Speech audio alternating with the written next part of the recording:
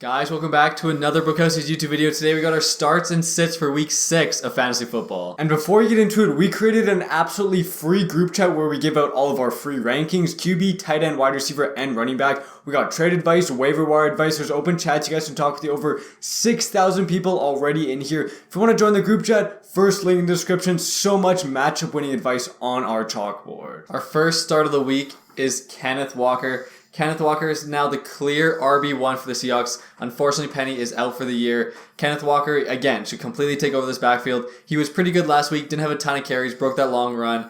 But this matchup is pretty solid against the Cardinals. They are number 12 against RB, so not super tough, but not super easy either. We just expect him to get a lot of carries, a lot of opportunities. And next up, our second start of the week is Eno Benjamin, another RB in the Seattle Cardinals game. Seattle has been terrible against RBs. They're currently ranked 27th. If you look at the last couple weeks, they let the Saints score so many points on them. They let the Lions score so many points on them. The Seattle defense is very bad. Eno last week scored over 14 fantasy points while only playing 54% of snaps. Obviously, James Conner is ruled out. Darrell Williams is out. This is Eno's backfield, and we love the matchup against Seattle. Our third start of the week is Christian Kirk. The matchup is tough against the Colts. They are number 1 against receivers, but Kirk had his best game of the season against the Colts in week 2, had over 25 points. Yes, Kirk was not great last week, had, I believe, under 3 points, 3 targets, only 1 catch. Was pretty disappointing.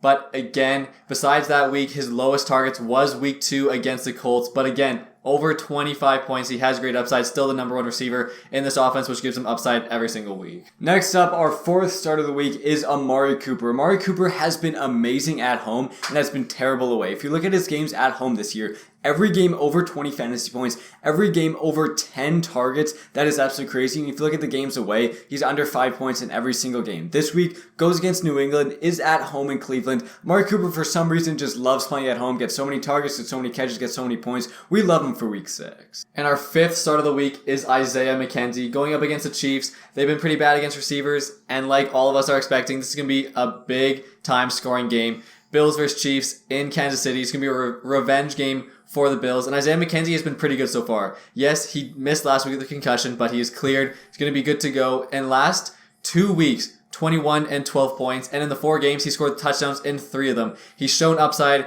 And again, we expect a high-scoring game, which gives all these receivers upside. Love McKenzie as a sleeper start. And our first sit isn't really a sit. It's more of a temper expectations. It's Joe Mixon. He has a super tough matchup against the Saints. The Saints are currently number 7 against RBs. And if you look at the past couple weeks, last week, yes, Kenneth Walker did break that long run against him. But besides that, they had Walker bottled up. They had Penny bottled up. The week before, they had Dalvin bottled up. Joe Mixon also doesn't play third downs. Doesn't have a ton of receiving upside. This game could be lower scoring. Don't love the matchup against the Saints. We wouldn't sit Joe Mixon, just temper your expectations. And our second sit of the week is Najee Harris. It's so unfortunate how awful Harris has been this year. Last 2 games, under 10 points in each game. Plus, the matchup is awful. Number 1 ranked Buccaneers against running backs. They've always been so good against running backs, and this offense has been so stale. Only 3 points last week. Doesn't have much touchdown upside. Najee's been so bad. We would avoid Najee in this matchup. Our third, not sit of the week, kind of a temper expectations. Maybe sit this guy if you can. It's Jaylen Waddle.